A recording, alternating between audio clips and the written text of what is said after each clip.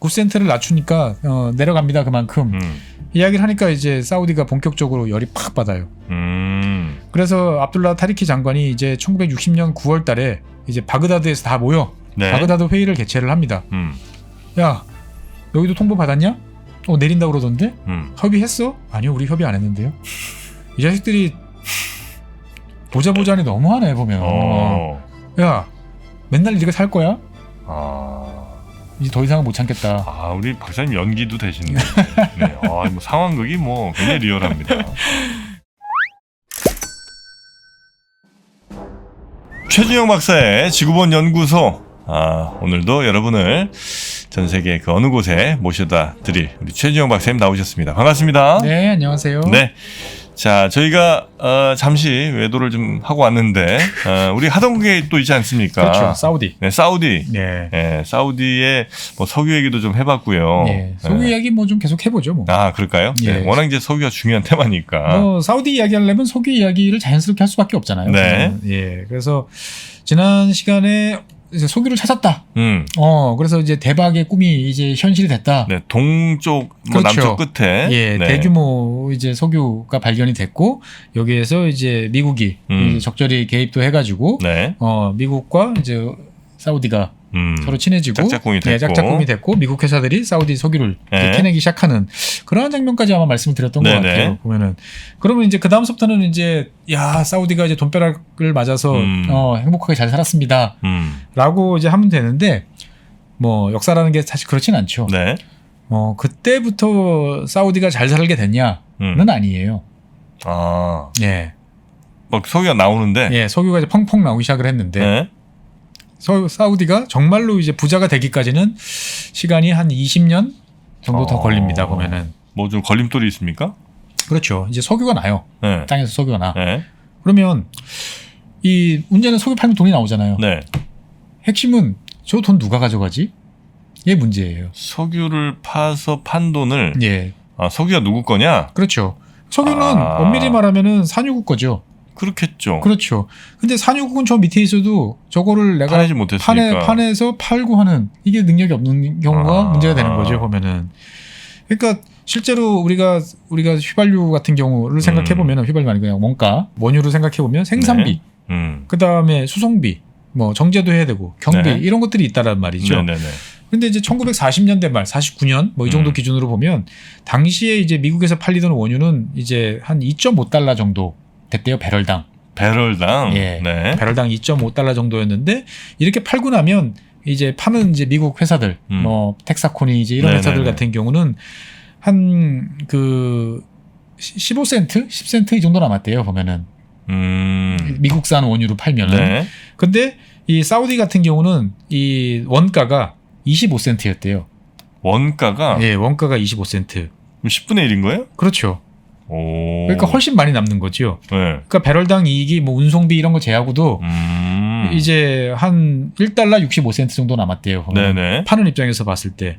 그러면 1달러 65센트라는 거에 대해서 이제 어떻게 누가 가져갈 것이냐를 가지고 사람 마음이라는 거는 항상 요동을 치는 거죠. 처음에는 이거 얼마나 돈이 들어오니까 감사합니다라고 이제 했는데 생각을 해보니까 막 가져가.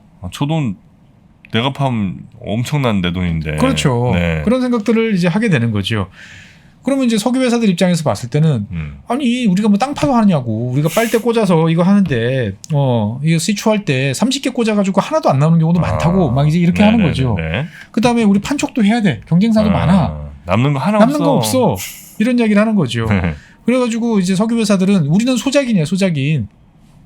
너희들이 석유 산유국이 지주고. 뭐 그렇게 얘기를 해요. 예. 그러면서 이제 서로가 이제 저놈이 약탈해간다 우리 이익을 막 이런 식으로 이제 해가는 게 이제 당시의 모습이었는데 아직까지는 서로 그냥 약간의 불만이 있는 정도 뭐 이 정도였는데 이 본격적으로 각성한 나라가 등장을 합니다.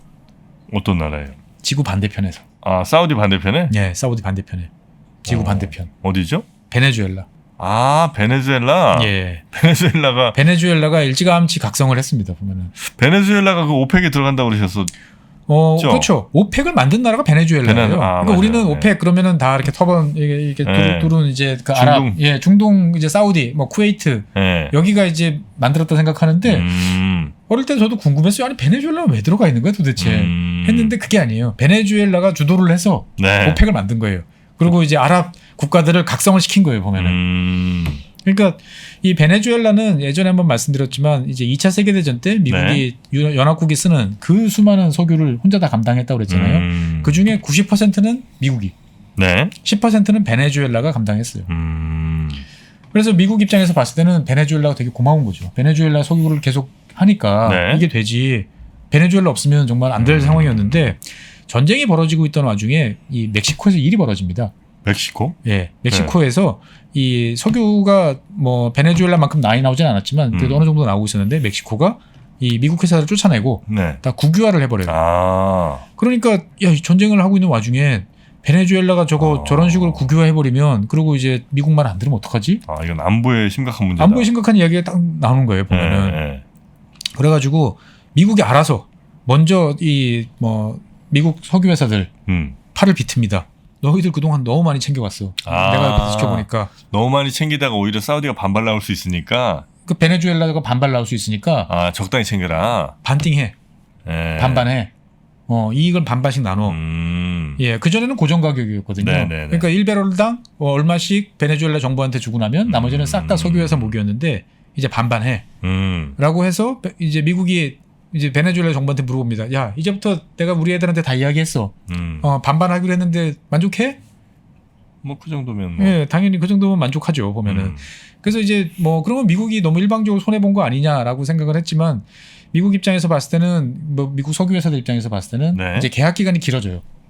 장기 계약으로 바뀌고 그 다음에 이제 그 동안에는 미국 회사랑 베네수엘라 정부가 이제 계약을 했는데 이제는 옆에다가 한 줄 더 쓰는 거죠. 미국 정부도 이제 거기다가 한 사인이 더 들어가니까 훨씬 이제 권리 보장이 잘 되는 네네네. 이제 그런 거고 그 전까지는 처음에 내가 딱 계약한 여기서만 찾을 수 있었는데 이제는 베네수엘라 다른 데도 찾을 수 있는 권리를 이제 보너스로 받습니다. 네. 그러니까 뭐 이 정도면 괜찮은 것 같아라고 생각을 하죠.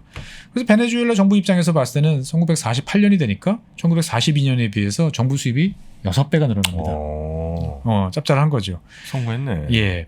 근데 이러던 와중에 이제 문제적 인물이 이제 네. 등장을 합니다. 이 남미 분들은 이름이 되게 길어요. 우리가 보통 줄여 이야기하지만 그래서 후안 파블로 페레소 알폰소라는 보통 이제 알폰소라고 이야기하는데 네네. 이 양반이 이제 변호사예요. 변호사인데 1945년에 이제 석유 장관에 취임을 합니다. 석유를 담당하는 베네수엘라에. 네, 베네수엘라 석유 장관 막강하겠죠. 네.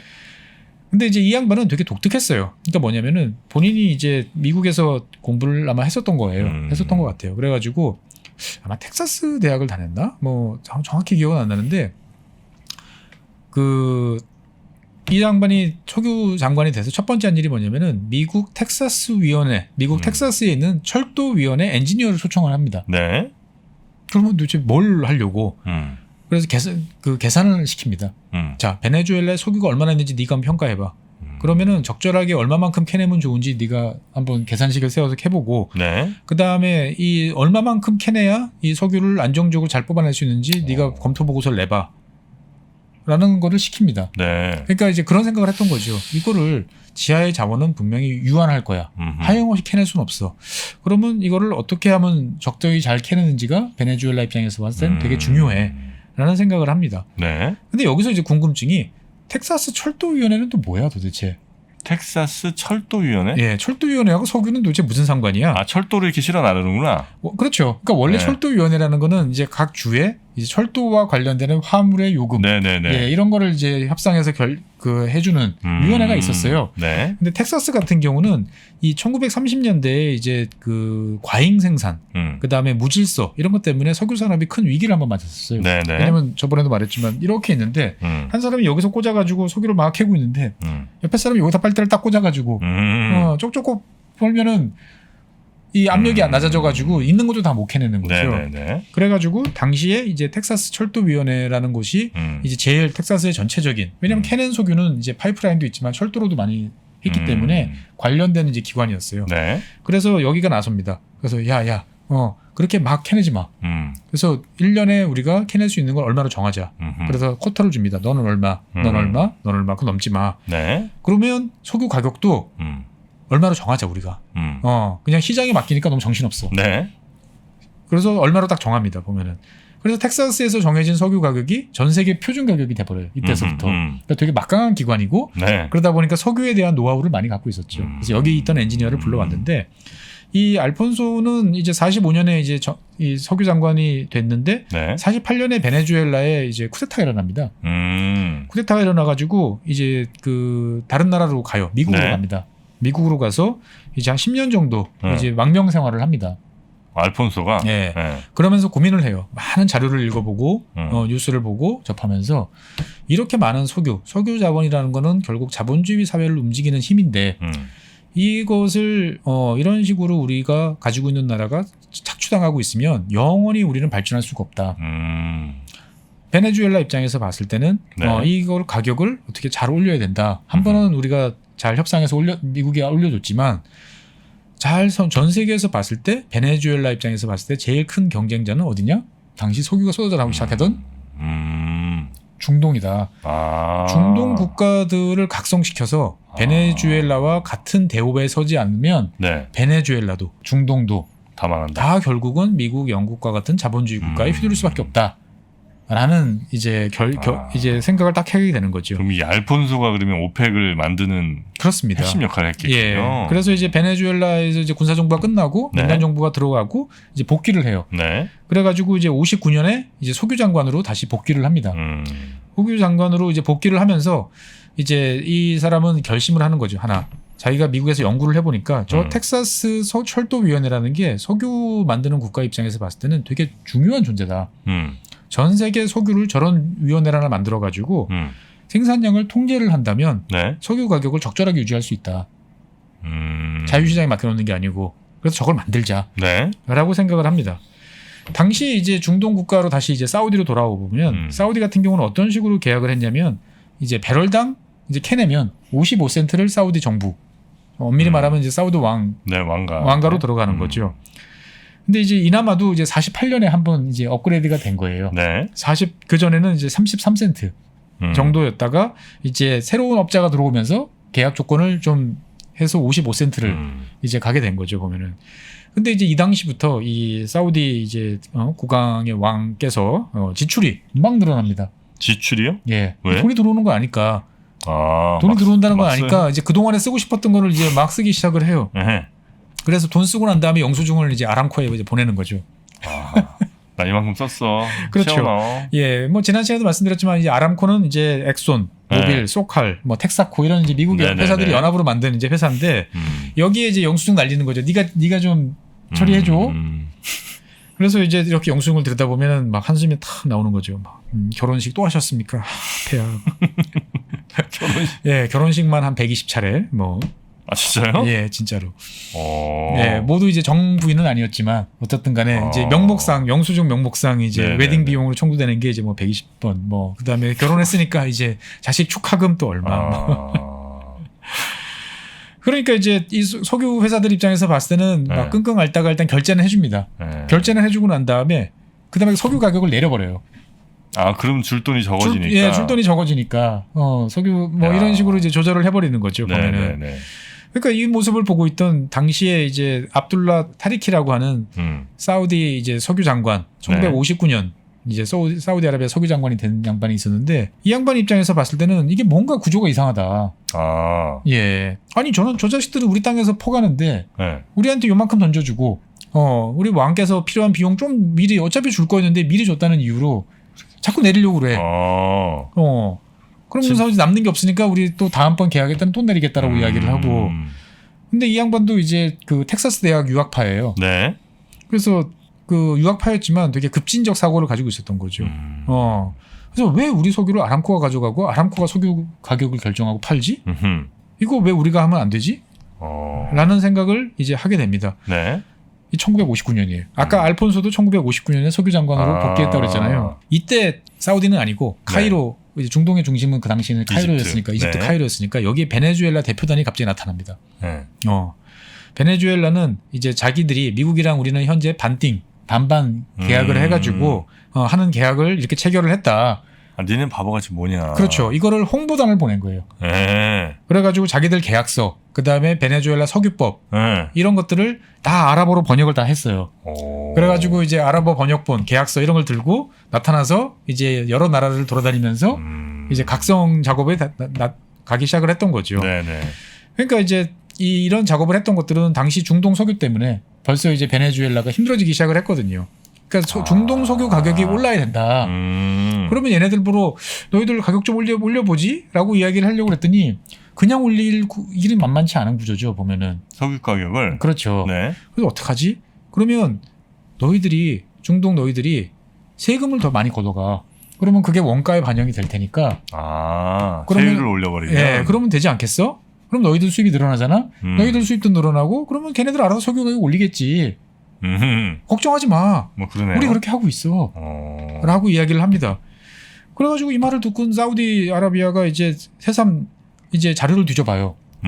아람코 너희들 세금 낸 거 좀 봐봐. 그러니까 이제 갖고 오는 거. 아니 우리 사우디한테 낸 거 말고 미국 정부에 낸 거 좀 갖고 와봐. 그러니까 주죠. 아람코 줬어요. 그랬더니 아니 너희들은 우리한테 3,900만 달러 로열티를 주고 네. 미국 정부한테는 4,300만 달러를 세금으로 냈다고? 야 이거 우리한테 내야지 왜 미국한테 내냐? 미국이 뭐 했다고? 네, 그래서 아니 원래 저희는 미국 회사고요. 그러다 보니까 미국에 내는 게 맞는 거 아닌가요? 그러니까 이제 사우디가 잠깐 고민을 해보다가 이럴 때 이제 그 쓰는 게 제가 다니는 이제 로펌이죠. 네. 네, 로펌을 이제 불러옵니다. 미국 로펌을? 네, 미국 로펌 불러와서 네. 야 이거 아무리 봐도 뭔가 문제가 있는 것 같아. 뭐 너희들 그 미국 세법 샅샅이 훑어봐봐. 이거 꼭 본토에 내야 돼? 영업장이 사우디에 있는데? 예, 그렇잖아요. 해외에서 이 수익을 냈는데 네. 그 나라의 세금을 왜 안 내? 요것만 잘 되면 어마어마한 돈이 들어오는데. 그렇죠. 그러니까 네. 분명히 뭔가 있을 거야. 찾아봐. 그랬더니 이제 로펌이 열심히 이제 일을 해가지고 찾아왔어요? 네, 1918년에 보니까 네. 저 구석에 한 줄이 있어요. 네. 외국세 공제 제도라고 번역하는 지금은 이제 당연한 건데 그러니까 뭐냐면은 해외에 있는 사업장 외국에서 돈을 버는 기업이 그 나라 정부에 돈을 내면 미국 정부는 그걸 빼고 나머지만 그 세금을 인정해 주는 거죠. 그 나머지만 미국이 걷어가는 거다라는 게 있는 거예요 보면은. 갖고 와. 그러니까 이제 그러니까 그런 거예요. 아람코 입장에서 봤을 때는 그러니까 네. 사우디가 아람코 이야기는 야 너희들 미국 얼마 냈다고? 4,300이요. 그러면 4,300 우리한테 내. 3,900만 달러 세금으로 내. 이를테면 예를 들어서. 네. 그러면 너희들은 미국에다가는 4,300에서 3,900 뺀. 한 400만 달러면 미국 재무부에 내면 돼. 여기 법률 있잖아. 여기 봐봐. 너네 나라 법률이야. 네. 그러니까 이제 아람코가 생각해보니까 맞는 것 같아. 검토를 해보니까. 누구한테 내든 뭐 자기네야 뭐 그냥. 예. 그래가지고 이제 아람코가 이제 미국 정부에 확인을 합니다. 네. 이거 맞나요? 맞고. 그 다음에 이제 미국 정부 입장에서 봤을 때는 당시 이제 한국 전쟁 뭐 이런 문제 때문에 정신이 없던 상황인데 어차피 우리가 사우디에다가 현금으로 지원해줘야 될지도 모르는 상황이 생기는데 그러면 그냥 어차피 이렇게 돌아가느니 바로 네 주머니에서 바로 저쪽 주머니로 가도 괜찮아 라고 인정을 합니다. 네. 그래가지고 이제 1951년부터 이제 새롭게 이제 미국에 납부하던 세금이 사우디로 이제 가게 되는 거죠. 그렇게 바뀌는구나. 예, 그래서 사우디는 이제 한 번에 1억 달러를 넘는 세금을 이제 걷게 되고 미국 재무부는 이제 당시에 600만 달러만 네. 이제 아람코에서 받는 걸로 이제 쪼그라드는 거죠 보면은. 그러니까 야 이게 되는구나. 그러니까 이제 베네수엘라라는 나라에 대한 이제 신뢰도가 이제 높아지는 거죠. 네. 예. 그래서 이제 1959년에 이제 이런 이제 그 사우디 정부의 이런 사실을 알게 된 여러 나라들이 형님 우리도 노하우 좀 우리 공유해 봅시다. 내가 알려줄게. 그래서 1959년 4월 달에 이제 최초의 아랍 석유 회담이라는 게 열립니다. 아랍 석유 회담. 예. 지금 생각해보면 되게 좋은 뭐 호텔에 이렇게 거창하게 보였을 것 같은데 네. 당시 쿠웨이트는 이제 그 진흙집 살던 사람들이고요. 그다음에 두바이 뭐 아랍에미레이트 이런 데는 이제 어민들 복장하던 사람들이고 뭐 족장들이 이제 나타나는 거죠. 이제 보면은 거의 뭐 부족회의 뭐 이런 수준이었던 거죠. 네. 여기에 이제 베네수엘라가 이제 15인의 대표단을 또 파견을 합니다. 대표단을 이제 파견을 해서 노하우를 막 전수를 해주는 거죠. 네. 근데 또 하필 또 그 알폰소 그 베네수엘라 장관의 이제 측근하고 그 다음에 이제 압둘라 타리키 사우디 석유부 장관 네. 하고 이 동기 동창이에요. 텍사스 대학. 너 그래요? 거기 있었냐? 보면 뭐 이런 거죠. 이제 보면은. 또 2년이 그렇게 2년이 되네. 되니까 야 이건 회의 협상 전에 우리 따로 만나서 좀 이야기 좀 하자. 뭐 어떻게 지냈냐 뭐 이런 이야기 하다 보니까 네. 이제 서로가 이제 이 눈높이를 맞춰 놓는 거죠. 자, 우리가 베네수엘라가 강의를 하는 거죠. 아랍 특히 사우디한테. 네. 왕 때문에 돈이 많이 필요하시죠. 그렇습니다. 네. 웃으면서. 그러면 석유를 어떻게 써요? 여태까지 많이 팔아야죠. 아니에요. 그러면 안 돼요. 석유를 적게 팔고 가격을 올려야 돼요. 그래야 돈을 많이 벌고 안정적으로 오랫동안 법니다. 네. 땅 속에 있는 거는 영원하지 않아요. 그러니까 그런 게 맞는 것 같아요. 근데 이제 사우디가 생각을 하는 거죠. 아니 그러면 우리는 알겠어. 딴 나라들. 근데 저 옆에 있는 이란의 샤가 우리 무시하는데 맨날 샤가 이제 막 석유 뽑아내면 어떡하려고? 그러니까 베네수엘라가 여기다 이야기를 합니다. 단결해야 됩니다. 단결 투쟁만이 살 일입니다. 뭉치십시오. 그게 석유 수출국 기구군요. 그래서. 그렇습니다. 그래가지고 베네수엘라는 이제 이런 노하우는 다 전수했는데 네. 저희는 여러분들을 단결하게 할 그런 노하우는 없네요. 라고 하니까 이 압둘라 타리키 이 석유 장관이 아유 그런 일은 저한테 맡겨주세요. 제가 그런 일에 대한 전문이죠. 네. 어떻게 모여요? 그래가지고 이제 한 나라씩 찾아가서 이제 회의석상에서 만나고 사우디 석유 장관이 예 석유 장관이 그래도 사우디니까 그래도 메카를 갖고 있으니까 이 사우디 장관은 그래도 이 끝발이 이제 네. 있었던 거죠. 이제 보면은 근데 이제 당시 석유 시장 상황은 상당히 지금 생각했던 건 달라요. 석유가 전 세계적으로 약간 이제 과잉 생산 이런 상황이 되고 있었어요. 왜냐하면 이제 전쟁 수요는 줄고 이제 중동에선 새로운 석유가 나오기 시작을 했고 뭐 아프리카에서 석유가 좀 나오기 시작을 하고 이러다 보니까 이제 석유 기업들 같은 경우는 이 소비량을 내리려고 총력전을 펼치고 있던 시절이었습니다. 저 때만 해도 석유 화학 제품이 이렇게 많지는 않았을 테니까. 그렇죠. 그래가지고 오로지 그냥 이제 자동차 기업하고 자동차 회사하고 네. 그다음에 석유 기업이 뭐 공동 마케팅을 해요. 더 많은 운전은 여러분의 행복을 보장합니다. 그다음에 석탄을 떼십니까? 편리한 석유를 떼세요. 이런 캠페인을 하는 거죠. 네. 그래서 심지어 이제 GM 자동차 회사는 GM하고 그다음에 이제 그 소칼 이제 석유 회사죠. 네. 여기가 이제 LA 그 대중교통 그 기업을 사요. 그다음에 폐업시켜 버려요. 일부러 그냥 예, 일부러. 그래야 사람들이 다 운전하잖아요. 네. 그래서 이제 이러던 이제 상황이었어요. 네네. 이러던 상황이었는데 그 베네수엘라, 사우디가 뭔가 쿵짝쿵짝 하고 있는 게 이제 미국 그 뭐 포브스라든지 이런 잡지에 눈에 들어오는 거죠. 뭔가 쟤네들이 일을 쿵짝쿵짝 벌이는 것 같은데, 근데 이제 상당히 이제 비아냥거리는 거죠. 뭐 너희들 같은 놈들이 뭉쳐봐야 뭐 되겠어? 예, 라고 이야기를 합니다. 그래서 이제 1960년 이게 59년에 막 벌어지고 있었는데 네. 60년에 이제 엑손이 이제 일방적으로 사우디 정부에다가 통보를 합니다. 자, 배럴당 석유 가격 9센트 낮추겠습니다. 그러면 로열티도 같이 낮아집니다. 9센트. 예, 당시에 이제 뭐 2.2달러 뭐 1점 몇 달러 이렇게 나오는데 네네. 9센트를 낮추니까 내려갑니다. 그만큼. 이야기를 하니까 이제 사우디가 본격적으로 열이 팍 받아요. 그래서 압둘라 타리키 장관이 이제 1960년 9월 달에 이제 바그다드에서 다 모여 네. 바그다드 회의를 개최를 합니다. 야, 너희도 통보 받았냐? 내린다고 그러던데? 협의했어? 아니요, 우리 협의 안 했는데요. 이 자식들이 보자니 너무하네 보면. 야, 맨날 이렇게 살 거야? 이제 더 이상은 못 참겠다. 우리 박사님 연기도 되시네. 네. 뭐 상황극이 뭐 굉장히 리얼합니다. 그래서 네. 이때 이제 그 석유는 카르텔이라고 그래가지고 네. 이제 칠공주라고 하는 그 이제 7개 미국의 그 메이저 회사들하고 영국계 2개 회사들이 네네. 모여가지고 저는 저 자식들은 단결해가지고 가격을 내렸다 올렸다 마음대로 하는데 우리는 뭐냐? 그러면 우리도 합쳐야지. 그래서 석유 수출국 기구 흔히 말하는 오펙이라고 하는 이 네. 기구가 탄생을 합니다. 그래서 창설 국가는 사우디, 이란, 이라크, 쿠웨이트, 베네수엘라 5개 나라예요. 그래서 네. 베네수엘라는 창립 국가고 어떻게 보면 거부권도 가지고 있어요. 누가 새로 들어오려고 그럴 때 우리 싫어요라고 할 수 있는 예, 창립국의 특권이죠. 이제 네. 보면. 그래서 첫 번째 요구사항은 9센트 올려주세요. 다시 원상 회복해주세요.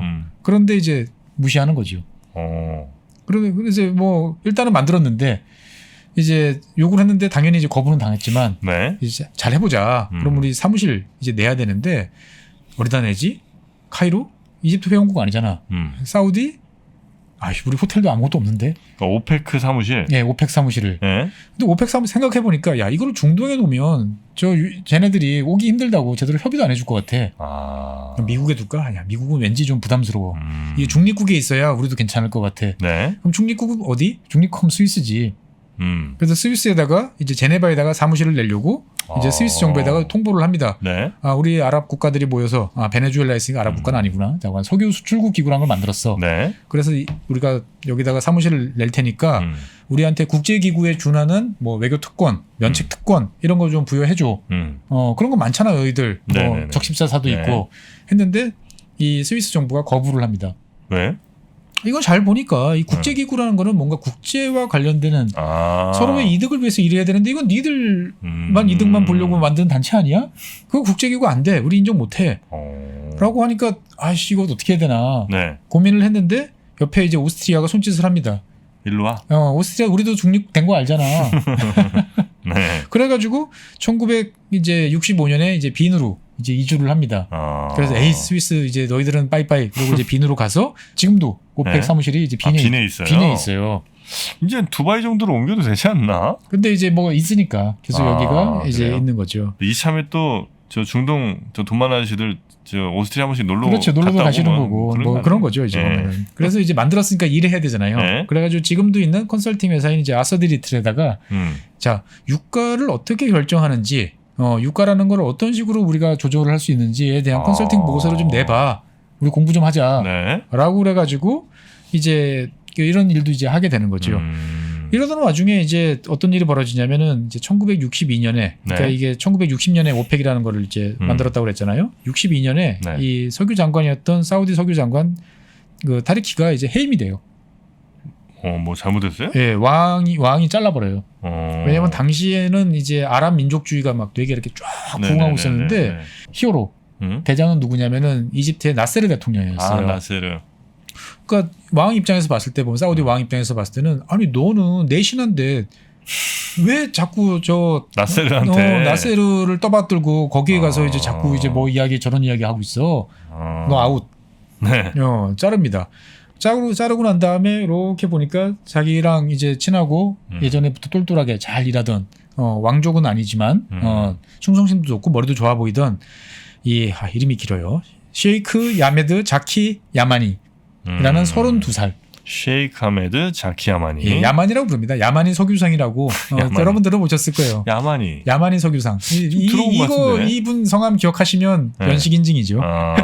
야마니. 예, 야마니 석유상이 32살에 사우디아라비아의 석유 장관이 돼요. 야, 진짜 어린 나이에. 거의 그러고 한 30년 가까이 이제 재직을 해요. 네. 제가 언제 한번 이분 편은 따로 스페셜로 한번 다루고 싶어요. 네. 근데 묘하게 이제 이때 그 베네수엘라의 알폰소도 이제 석유 장관에서 이제 사퇴를 하게 됩니다. 보면은. 그래서 이때서부터는 이제 야마니의 시대예요. 야마니 석유상의 시대입니다. 네. 그래서 오펙이라는 건 만들어졌는데 그럼 석유 가격이 이제 그때부터 오르냐? 안 올라요. 오히려 내려가요. 다 같이 뜻을 모았는데? 뜻을 모으긴 했는데 이제 아직까지는 그 제대로 된 이제 가격을 이제 올려달라. 이 이야기만 공식적으로 하는 거지 가격을 안 올려주면 행동을 나서야 되잖아요. 네. 감축, 감산 뭐 이런 걸 해야 되는데 아직까지는 이제 그런 행동을 안 하니까 이게 이제 그 고정 가격에 비해서 이제 실제로 거래되는 현물 가격은 더 낮은 일이 벌어지는 거죠. 그러니까 자 우리는 그럼 1.8배럴당 1.8달러에 팝시다 라고 약속을 했는데 실제 거래되는 건 1달러 뭐 이렇게도 거래되는 거죠. 이제 보면은. 네네. 근데 어쨌거나 이 오펙이 만들어졌으니까 이제 그 세븐 시스터즈한테 자꾸 이제 이야기를 합니다. 어이 이리 와 우리랑 이야기해. 어디 딴 데로 자꾸 가. 라고 이제 이야기를 하는데 아니 뭐 귀찮은 존재니까 테이블은 앉지만 말은 안 들어줍니다. 보면은 석유 회사들이. 예. 이러던 와중에 이제 이다나가 한 명 이제 등장을 합니다. 석유계의 이다나. 석유 산업의 이다나. 뭔데요? 리비아. 리비아? 예. 리비아는 어디 있죠? 북아프리카 지중해 건너편. 네네네. 예. 리비아가 등장을 하는데 이 리비아가 당시에는 이제 석유를 급격히 많이 증산하기 시작을 했어요. 여기도 석유가 많이 나왔군요. 여기가 유럽 입장에서 봤을 때는 리비아 석유가 제일 좋아요. 일단은 품질도 좋고요. 네. 그 다음에 뭐 사막을 지나고 운하를 지날 필요도 없어요. 그냥 리비아에서 실어가지고 지중해만 보내면 바로 이탈리아, 바로 프랑스 제일 좋잖아요. 제일 가깝잖아요. 그러다 보니까 유럽 전체 석유의 한 4분의 1 정도를 이 리비아가 공급을 해주고 있었어요. 예. 근데 1969년에 이제 카다피가 쿠데타를 일으켜가지고 네. 정권을 장악합니다. 카다피는 처음부터 이 석유라는 이 물건에 대해서 되게 주목을 하고 있었고, 이거 국유화하겠다라고 생각을 이제 하고 있었어요. 그래서 이제 일단 먼저 가격을 왕창 올립니다. 자, 리비아가? 예, 리비아가 가격을 이 석유 회사들한테 자, 우리 뭐 40센트 인상. 그랬더니 석유 기업들은 야, 씨, 이거 쿠데타로 짓고 나니까 뭔가 말은 들어줘야 될 것 같은데 무슨 40센트, 5센트, 4달러가 아니고 5센트. 네. 카다피는 40센트. 그래서 이제 결렬이 됐죠, 당연히. 근데 이제 석유 회사들 사이에서는 이제 리비아 석유가 언제 잘 팔려 나가니까 저거 올려주고라도 좀 팔아볼까 하는 생각이 있었던 거죠. 네. 그래서 카다피가 그 회사만 따로 부릅니다. 너희들 넌 40센트 동의해? 예, 저희는 동의합니다. 좋았어. 그러면 너는 우리가 석유 줄게. 그러면 나머지 회사들은요? 내가 그건 알아서 석유 끊을게. 와.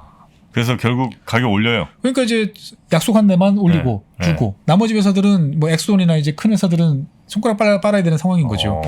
그러니까 이제 미국에 당연히 달려갑니다. 미국 정부한테 형님, 걔는 이상해요. 근데 미국 입장에서 봤을 때는 야, 너희들 너무 많이 챙겨가잖아. 저 정도는 들어주는 게 맞는 거 아니야? 그리고 석유 사실은 산유국 거잖아. 엄밀히 말하면 너희들 거 아니잖아. 네. 라고 그러니까 이제 엑소온이나 이런 나라들도 이제 그 마이너한 애가 너무 석유를 많이 파니까 우리도 해야겠다. 네. 라고 그래가지고 다 가서 40센트 맞죠? 동의. 정말 대규모 이 가격 인상을 리비아 카다피가 한 방에 해치웁니다. 한 방에 해치고 나니까 이 오펙에서 이제 막 신생 가입국으로 저 말석 왕 옆에서 저 말석에 이제 있던 이제 리비아 지위가 이제 완전히 하늘로 치솟습니다. 보면은. 그러고 나니까 이제 이 질투심이 강하던 이 이란의 샤 왕께서 이란 막 리비아에 몰려가가지고 막 우리도 좀 배워줘 막 해줘 막 하니까 이제 이란이 더 강경하게 나옵니다. 우리는 더 세게 부를 거야라고 이제 이야기를 이제 하게 되는 거죠. 이제 레이즈가 들어가는군요. 그렇습니다. 네. 근데 이제 이때서부터 오펙이라는 이제 나라들 이게 단체는 점점 우리가 힘을 합하면 뭔가 할 수 있다는 생각을 확실하게 하는 데 비해서 석유 회사들은 리비아에서 한번 깨졌잖아요. 네. 그리고 서로가 단일 대우가 무너진 거예요. 그래 생각해 보니까 7개 대기업 말고도 우리 석유 필요한 놈들 많더라. 그래서 이제 1971년쯤 되니까 2월 14일에 산유국 몫을 이제 55%로 반반이 아니고 반반도 아닌 아예 이제 비율로 고정 가격이 아니고 예, 산유국 몫을 55%로 하고 석유 가격을 35센트 인상을 합니다. 그리고 이제 매년 올린다라는 데 합의를 봐요.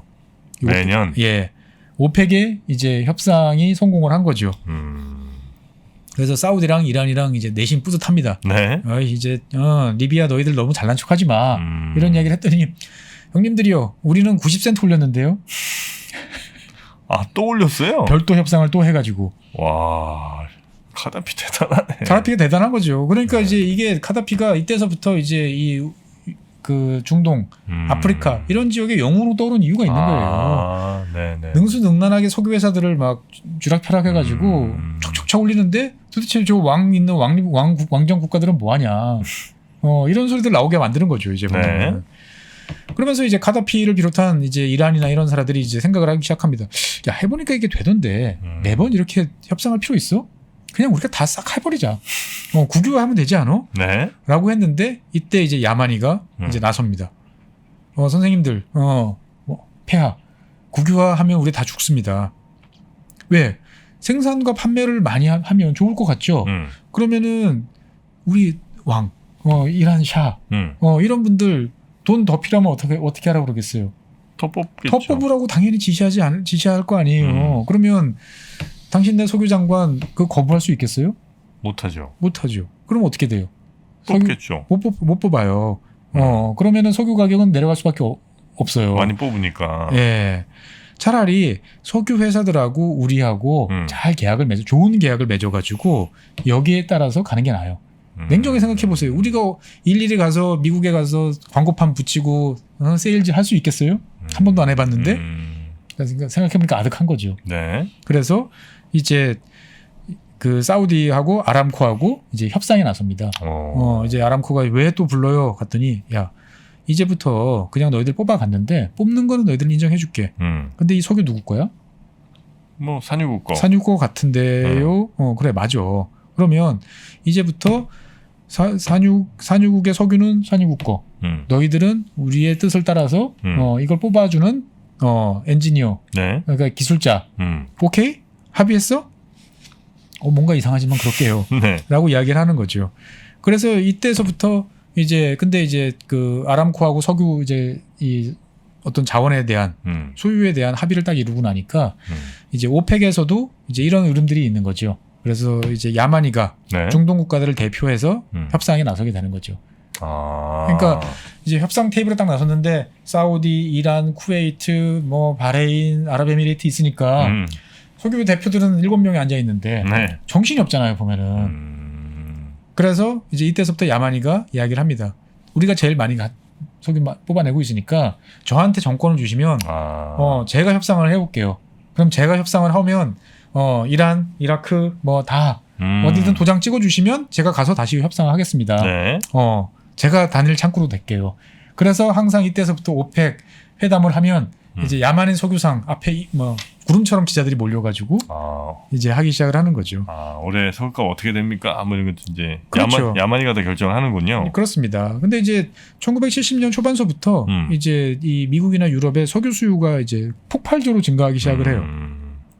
그러다 보니까 중동에서의 생산 능력이 네. 생산을 해도 이게 예전 같으면은 여유 물량이 조금만 나오면 가격이 내려가고 했는데 이때서부터는 수요 공급이 타이트해지기 시작을 합니다.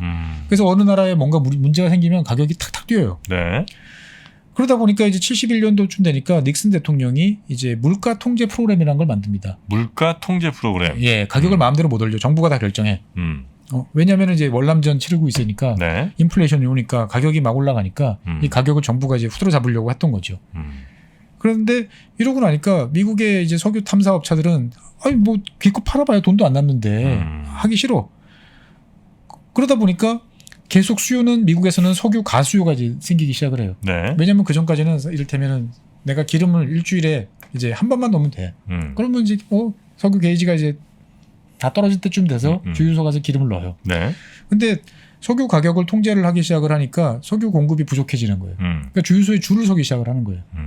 주유소에 줄을 서기 시작하니까 누가 줄 서는 거 좋아하겠어요. 그러니까 사람들이 이제 주유소에 필요 없는 사람들까지 온갖 기름통까지 들고 가가지고 내 차도 막 이렇게 다 넣는 거죠. 그러니까 갑자기 미국에는 오히려 석유 수요가 더 늘어나는 일이 벌어져요. 쇼티지가 발생해요. 네. 그러다 보니까 미국이 이제 그 전까지는 자급자족하던 나라였다가 네. 이때서부터 본격적인 수입 국가로 이제 확 바뀌게 되는 거죠. 그러니까 세계 석유 시장이 요만큼 있었는데 미국이랑 고래가 갑자기 텀벙 들어오니까 네. 석유 가격이 이때서부터 이제 치솟기 시작을 합니다. 본격적으로. 그래서 이제 오일 쇼크가 오는 거군요. 그렇죠. 그러니까 이게 70년대 초반 일이에요. 초반 일인데 당시 중동은 당연히 잘 아시는 것처럼 이제 이스라엘을 둘러싼 여러 가지 이제 갈등들이 67년 네네네. 뭐 3.1 전쟁 뭐 이런 식으로 이제 중동 전쟁이 벌어지는 거죠. 그러니까 이 아랍 국가들 입장에서 봤을 때 보면은 이제 딱 느낌이 옵니다. 미국이 이제 공급 여력이 없어. 우리한테 뭔가 손을 벌려야 돼. 그러면 이 시온주의자, 그러니까 이스라엘을 도와주고 있는 네. 네덜란드, 영국, 그 다음에 뭐 프랑스, 뭐 이런 나라들한테 타격을 줄 수 있으려면 우리가 석유를 한번 무기로 활용해 보자. 네. 라고 이제 생각을 하게 되는 세력들이 이제 증가를 하게 됩니다. 네네. 근데 여기에 대해서 이제 사우디의 이제 당시 국왕이었던 파이잘 국왕은 명백하게 반대를 합니다. 석유 무기화 이건 안 돼. 왜? 그래서 왜? 그랬더니 사우디는 당시에 이제 남예멘이 이제 공산화가 됐어요. 예멘이 참 남북이 이렇게 있죠. 네. 예, 공산혁명이 됐어. 그리고 이제 과격화 추세가 막 여기저기 있는데, 야 이러면은 나는 왕 자리를 잠깐 내줄지도 몰라. 그러니까 이제 미국과의 관계가 잘 되는 게 유지하다 보니까 미국한테 타격을 주는 거는 난 별로 마음에 들지 않아. 라고 해서 이거를 이제 억누르고 있었는데, 네. 71년에 이제 미국이 이제 그 닉슨 대통령이 달러 불태환 선언을 했죠. 갖고 와도 이제 금이랑 안 바꿔 드립니다. 네네네. 네, 그렇죠. 네. 그러니까 이제 파이잘 국왕이 이제 일단 무기화는 반대를 했는데, 야, 왜 예전에는 달러 이 돈 받으면 내가 선물을 이만큼 애들한테 줄 수 있었는데 왜 선물을 이만큼밖에 못 주냐? 네네네. 달러 가격이 떨어져서 그렇습니다. 설명 좀 해봐. 왜? 그러니까 막 복잡하게 설명을 했겠죠. 그러니까 야 그러면 결국은 내가 받는 돈이 줄었다는 거지. 그렇습니다라고 이야기를 하니까 이거 좀 문제가 있다라고 생각을 하기 시작을 하고 네. 그 다음에 이제 아랍의 뭐 이집트라든지 이라크라든지 뭐 이란이라든지 모든 나라들이 사우디 국왕을 손가락질하기 시작을 합니다. 네네네. 너는 아랍의 배신자다. 라고 이야기를 하니까 사우디 이제 파이잘 국왕이 미국한테 통보를 합니다. 개인적으로. 이거 석유 무기화 될 것 같아요. 네. 뭔가 대책을 좀 세워놓고 계시죠. 저도 더 이상 막을 수가 없습니다. 네. 근데 미국이 이제 여기에 대해서 이제 별다른 태도를 안 보입니다. 그러니까 이제 뭐 난 통보했으니까 이제 내 알 바 아니다. 라고 생각을 하고 이제 73년 8월 달에 이집트의 당시 사다트 대통령이랑 네. 이제 회담을 합니다. 파이잘 국왕이. 네. 그러면서 이제 회담을 했는데 네. 사다트 대통령이 파이잘 국왕한테 온 이유는 딱 하나예요. 저 며칠 있다가 이스라엘 칩니다. 네, 사전 양해를 구하러 온 거죠. 이제 보면은. 그래서 그럼 칠려면 돈이 좀 필요한데요. 알았어. 들어와. 그래가지고 5억 달러를 줍니다. 뭐 이집트에서? 이집트한테. 이집트한테? 예, 사우디가. 예, 그리고 이제 이집트한테 돈을 줬으니까 네. 이제 본격적으로 이제 나는 그럼 아랍 국가들하고 같이 이제 간다라고 하는 거죠. 그러면은 이제 아랍 국가들이 요구하던 석유 무기화에 대해서 네. 이제 합의를 하게 되는 거죠. 그래서 이제 73년 10월 달에 이제 정례 네. 석유 회담이 이제 벌어집니다. 자, 이제 또 내년 석유 가격 얼마 할까? 그래서 이제 석유 기업들은 이제 15% 정도 올리면 됩니다라고 이야기를 합니다. 연시보도 사실 적은 건 아닌데. 적은 건 아니죠. 그러면 이제 내심 이쪽에서 그러면 한 20% 정도 올리겠다고 하면 17, 18 정도 아니 20도 들어줄 수 있어. 그런데 오펙이 야만의 석유상이 내민 숫자 단위가 달랐어요. 100% 인상. 2배. 네. 2배. 이거는 협상 못 하겠다. 협상 못 하겠다는 거죠. 네. 이제 보면은. 그럼 당연히 협상이 결렬됐어요. 네. 그러면 예전 같으면 협상이 결렬되면 그 전에 있던 가격이 유지됐는데 오펙 국가들이 일방적으로 가격을 인상해 버립니다. 5.4달러. 그래서 정말 100% 정도 인상되는 가격으로 일방적으로 한 방에 이제 가버리는 거죠. 그러고 난 다음에 그 73년 11월 달에 이제 감산에 나서요. 정말로. 단 한 번도 해보지 않았던 감산에 이제 적극적으로 그 전에 한번 하긴 했었는데 네. 이때는 정말 딱 일치 대우를 만들어가지고 감산을 해요. 그래서 네. 당시 오펙 국가들이 한 2천만 배럴 정도 생산하고 있었는데 이거를 1,500으로 줄여버립니다. 네. 4분의 1을 날려버려요. 네. 그러니까 가격이 16달러로 확 올라갑니다. 그러니까 공식 가격이 5.4달러였는데 이제 4분의 1이 날아가 버리니까 수급이 이제 완전히 깨져버린 거죠. 네네네. 그러니까 급한 사람들이 현물 시장에 막 와가지고 내가 이제 막 돈을 더 주고 사는 거죠. 그러니까 이 모습을 보고 있던 이제 이란이나 나이지리아 같은 국가들이 야 그러면 우리는 이제부터 우리한테 석유 받아갈 놈들은 경매로 받아가. 난리가 났군요 이때. 그래가지고 한 번에 22달러까지 또 올라가요. 22? 예. 와. 그러니까 5.4를 불러가지고 100% 인상이다. 네. 막 그랬는데 현물 시장에서 16. 네. 근데 이제 경매로 하니까 22.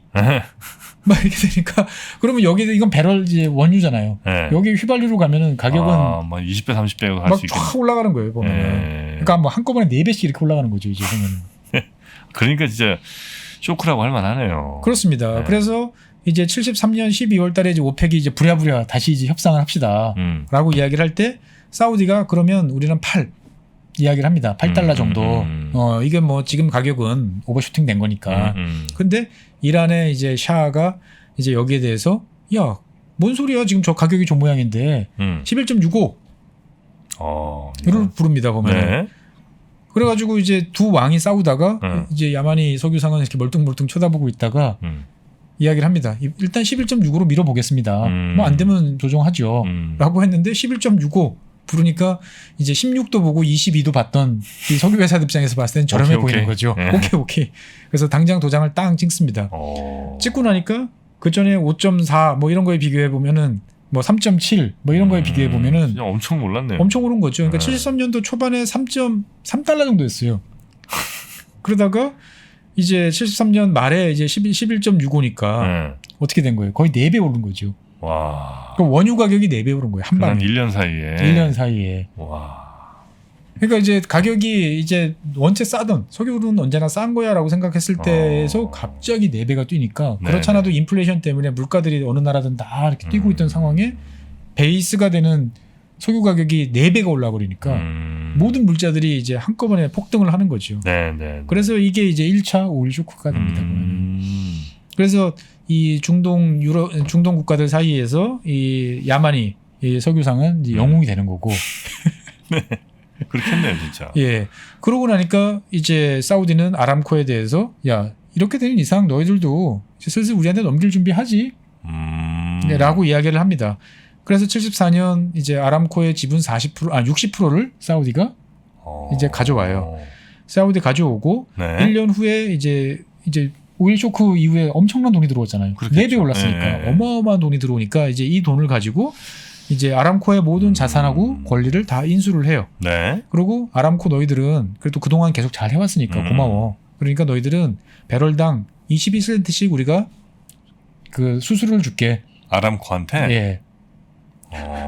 아람코는 어차피 뭐 근데 사우디 기업이 된 거잖아요. 그렇죠, 이제. 예. 그러니까 운영권자로 남아가지고 계속 이제 채굴 활동, 이제 판매 활동 이런 건 하라는 거죠. 그래서 이제 1980년에 이제 그 사우디가 이 아람코 장부 가격을 기준으로 해가지고 이 다 모든 가격을 지불을 합니다 보면은. 그래서 이제 80년부터 공식적으로 이제 아람코는 이제 사우디의 100% 국영회사가 이제 되는 거죠 보면은. 그래서 이 80년, 79년쯤 되니까 오펙은 전 세계 석유 생산량의 81%를 차지하는. 전 세계? 예, 당시 전 세계 생산량의 81%를 생산하는 이제 어마어마한 국가가 된 거죠 이제. 지금이야 이제 비율이 많이 좀 떨어졌겠습니다만. 그렇습니다. 절대적인 생산을 이 오펙에서 책임지는. 그러니까 석유가 난다, 부자 됐다가 아니고 이 사우디가 그리고 사우디 왕가가 이제 부자가 될 때까지는 이제 1970 몇 년이니까. 그래서 한 20년 넘는 우여곡절과. 그 다음에 이제 전혀 지금 같으면 상상할 수 없는 사우디와 베네수엘라 그리고 여기에 리비아라는 조합이 이제 만든 오펙이라는 단체가 이제 기여를 했던 거죠. 지금 아마 한 8, 90달러 정도 아마 하는 것 같은데. 그렇게 보면 지금 원유 가격이 비싼 게 아니죠. 물가 상승. 물가 상승 생각해 보면 그러네요. 그렇습니다. 하여튼 우리나라도 굉장히 아마 힘들었던 뭐 이런 이제 얘기들을 많이 좀 들었던 것 같은데. 자, 하여튼 1차 석유 파동. 그래서 헤게모니를 완전히 쥐게 된 사우디. 그렇죠. 뭐 이런 얘기까지 저희가 오늘 들어봤습니다. 엉뚱한 친구들. 친구를 잘 만난 거예요. 자, 그러면 사우디의 석유 이야기 일단 요 정도로 오늘은 마무리하고요. 그렇죠. 근데 아직도 뭐 얘기가 많이 좀 남아 있을 것 같네요. 80년 이제 고난의 행군을 하던 이제 80년대 이야기. 사우디가? 사우디 고난의 행군했어요. 그래요? 예. 석유가가 이렇게 좋은데? 자, 그럼 그 얘기는 저희가 다음 시간에 우리 박사님께 계속 이어 듣도록 하겠습니다. 자, 오늘도 함께 해주신 법무법인 율촌의 최준영 박사님 고맙습니다. 네, 감사합니다.